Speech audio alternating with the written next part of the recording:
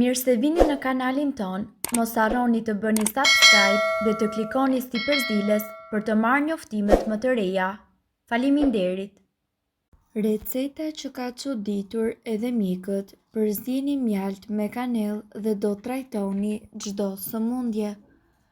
Mjalti dhe kanella janë dy përbërës të cilët shijojnë së bashku, të cilat mund t'i konsumoni çdo ditë me ushqime të tjera.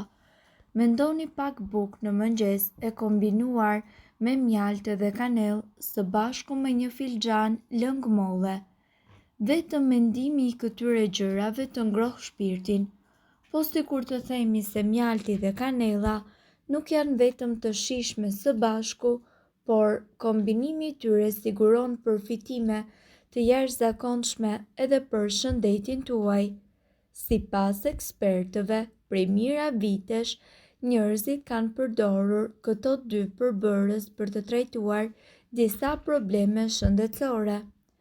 Është e vërtet, praktika tradicionale të mjekësisë kineze përdorën kanellën si një mënyrë për të ulur temperaturën e lartë të shkaktuar nga ndonjë problem shëndetësor. Mjalti është parë si një mënyrë për largimin e toksinave, lehtësimin e dhimbjeve dhe luftimin e dehidrimit ndër të tjera. Ndërkohë, mjalti ofron karbohidrate të thjeshta ose sheqerna natyrore të cilat rrjedhin gabimet, të cilat treten shpejt duke siguruar energji të gatshme për të përdorur kur keni nevojë për to. Për shkak të faktit se bletët marrin nektarin nga bimët natyrisht, shumë nga antioksiduesit që janë në ato bimë depërtojnë në nektar dhe më pas në mjalt. Antioksiduesit janë çelësi për të eliminuar radikalet e lira të cilat dëmtojnë qelizat dhe që mund të shkaktojnë sëmundje të ndryshme. Kanella është një erëz e cila vjen nga lëvurja e brendshme e disa llojeve të drunjve dhe përdoret për të përzierë ëmbëlsira, madje edhe salca. Ndërkohë, kanella nuk mund t'ju japë energji si mjalti. Antioksiduesit e saj polifenol munden që t'ju ndihmojnë në stabilizimin e energjisë, duke parandaluar kështu edhe rrëzimin e sheqerit, i cili ndodh pas konsumimit të produkteve me sheqer. Dhe për shkak të aftësisë së saj për të stabilizuar sheqerin në gjak, kjo e bën kanellën një mundësi të mirë për individët me diabet të tipit 2. Në fakt, një meta-analizë e disa studimeve mbi këtë temë zbuloi se marrja e kanellës ul glukozën e gjakut. Kanella ka polifenol, antioksidues të fuqishëm të cilët e kanë shkaktuar atë të dalë në krye kundër 26 erëzave në një studim të kryer në Universitetin e Hong Kongut. Në studim, kanella madje mundi super ushqimet edhe si hudhra dhe rigoni. Por le të kthehemi tek vlerat e kësaj recete mijëravjeçare. Mjalti dhe kanella janë të njohur për vetitë e tyre të dobishme mijëravjeçare. Këto produkte janë të nderuara nga mjekësia indiane dhe mjekësia tradicionale kineze. Mjalti nuk prishet kurrë dhe kanella 1000 vjet më parë ishte një dhuratë të cilin vetëm një perandor mund ta merrte. Tani, këto produkte janë të disponueshme për të gjithë dhe efektet e tyre janë konfirmuar edhe nga mjekësia dhe shkenca. Kombinimi i mjaltit dhe kanellës është edhe më i dobishëm dhe i shijshëm. Ne këtu kemi mbledhur disa nga vetitë e dobishme të këtij kombinimi të shijshëm dhe do t'i ndajmë me ju. Radikalet e lirë, antioksidantët, oksidohen në një mënyrë agresive dhe njëkohësisht shkatërrojnë qelizat e trurit tonë. Kjo çon në plagje të parakohshme dhe njëkohësisht sëmundje. Antioksidantët neutralizojnë radikalet e lira dhe ngadalsojnë këto procese. Mjalti gjithashtu përmban fenole, enzima, flavonoide dhe acide organike. Të gjithë janë antioksidantë të fuqishëm. Studimet kanë konfirmuar se kanella dhe mjalti munden që të jenë element të pranishëm në shëndetin ton, duke ndihmuar në parandalimin e sëmundjeve kardiovaskulare, duke lënë pas edhe hudhrën dhe rigonin. Sipas studimeve ku doli se kanella është midis 26 erëzave më të mira për sa i përket numrit të antioksidantëve më të fuqishëm. Mjalti dhe kanella ndihmojnë në parandalimin e sëmundjeve kardiovaskulare. Mjalti rrit qarkullimin e gjakut në zemër dhe përpasoj zgjeron arterjet. Antioksidantët që përmban ndihmon në parandalimin e formimit të mpikses së gjakut, të cilat shpesh çojnë në sulme në zemër dhe në goditje në tru. Kanella ul kolesterolin negativ dhe rrit kolesterolin e mirë. Shtoni disa lugë kanellë në një kavanoz me mjalt.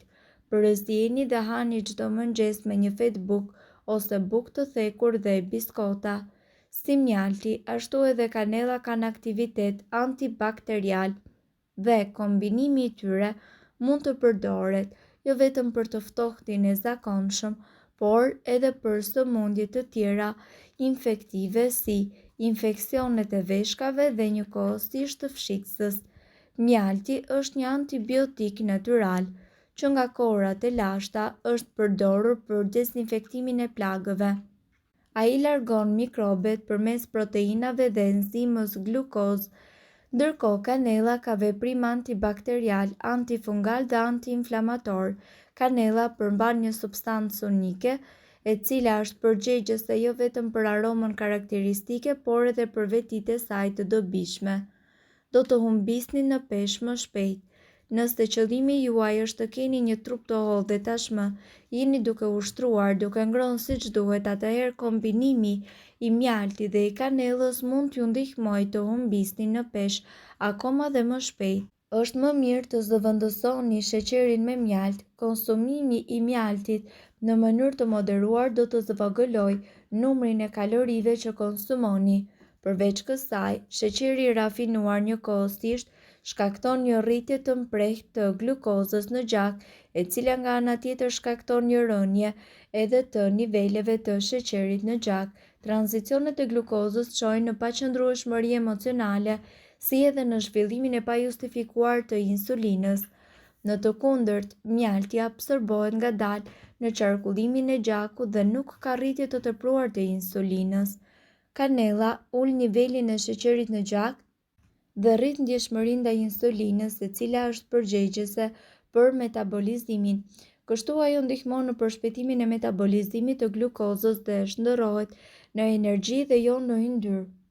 Kur duhet ta pini? Pini një gotë ujë me një lugë mjalt dhe një lugë kanellë gjysmë ore përpara mëngjesit dhe gjysmë ore përpara se ju të flini. Nivelet e larta të sheqerit në gjak mund të çojnë në shumë sëmundje, si për shembull diabeti. Është treguar se mjalti ul nivelet e glukozës. Mjalti përbëhet nga 17% ujë. Pjesa tjetër janë sheqerna, duke përfshirë kështu glukozën dhe njëkohësisht fruktozën. Ajo përthithet lehtësisht nga trupi pa shkaktuar rritje të nivelit të sheqerit në gjak. Ndaj diabetikët munden njëkohësisht që të hanë mjalt.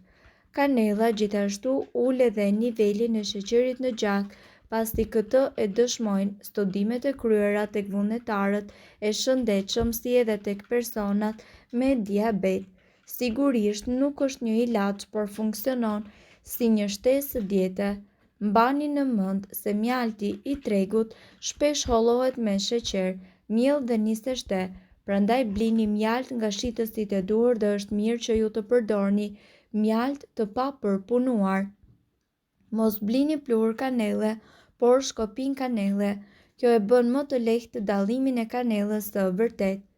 Mirë po duhet të dini, informacionet në këtë video kanë për qëllim të plotësojnë dhe të mos zëvendësojnë këshillat e mjekut tuaj dhe nuk kanë për qëllim të mbulojnë të gjitha përfitimet e mundshme, masat paraprake, ndërveprimet ose efektet negative.